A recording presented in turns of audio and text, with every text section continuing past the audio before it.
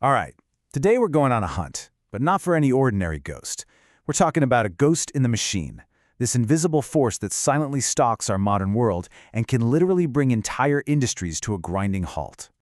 So, here's a question for you. What's powerful enough to shut down an entire factory floor, but is totally invisible? Seriously, think about it. It's not a computer virus, it's not a broken gear. It's something way more fundamental, something that fills the very air all around us. And the answer? Well, it might just surprise you. You're looking at it. The culprit is hidden right here, in the raw, crackling energy of everyday industrial equipment. See, this brilliant flash from a welder isn't just joining metal together.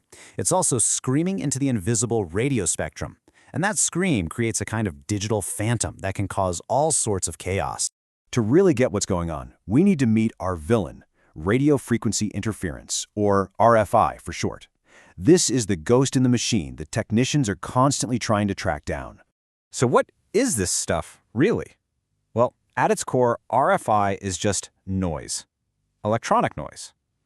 Imagine you're trying to have a quiet chat with a friend, and someone walks in and starts blasting a foghorn right next to your ear. That's exactly what RFI does to our wireless communications.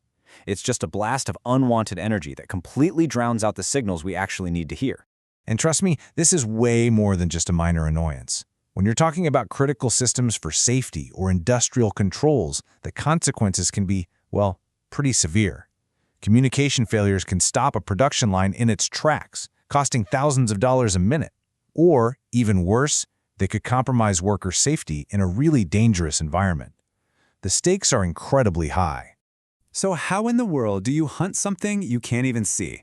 Well, you're going to need some special gear. So let's meet the heroes of our story, the RFI technicians, and take a peek inside their very specialized toolkit. First up, this is the most important tool in the box, the spectrum analyzer. Think of this as the detective's magic glasses. It takes all that invisible radio energy floating around and puts it on a screen, showing you exactly what signals are out there, how strong they are, and what frequency they're on. It literally makes the invisible visible. Okay, the next tool gives the hunt a sense of direction.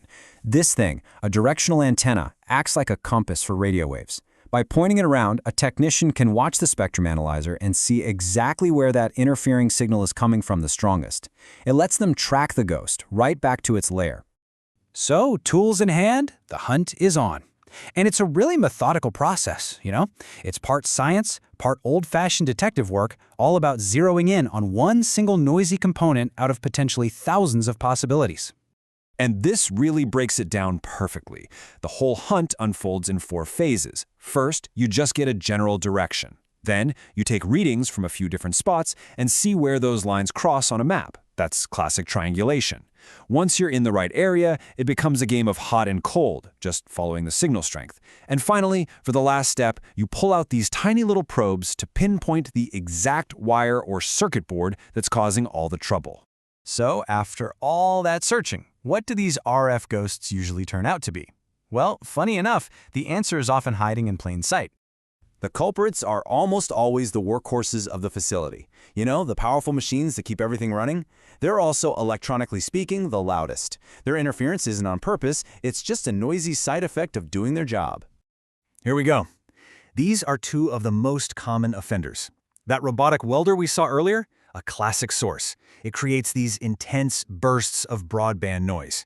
And those big HVAC units up on the roof? Their powerful motors and controls can switch on and off, creating this intermittent interference that can be an absolute nightmare to track down. And the list just keeps going. Variable frequency drives, the things that control motor speeds, are notorious for producing RFI. And get this, even something as simple as fluorescent or LED lighting can create a shocking amount of electronic static, especially when you have a ton of them. Basically, almost anything with modern electronics inside it can be a potential source. So, the culprit has been unmasked. But the case isn't closed just yet. Now the detective has to actually fix the problem and bring some peace and quiet back to the radio spectrum. The solutions, thankfully, are based on some pretty fundamental ideas.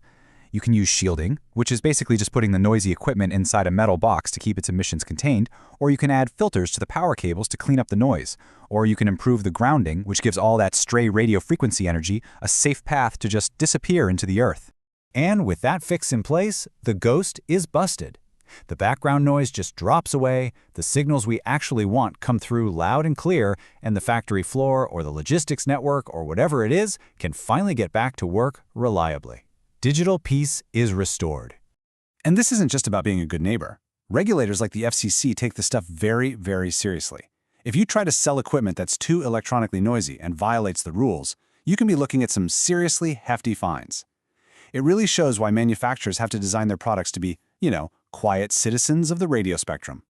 So, the next time your Wi-Fi is working perfectly or a critical radio call goes through without a single bit of static, just take a second. You can thank one of these unseen RF detectives out there hunting the invisible ghosts in our incredibly noisy machine. It kind of makes you wonder, what other invisible systems are out there keeping our whole connected world running? Now that's a question worth thinking about.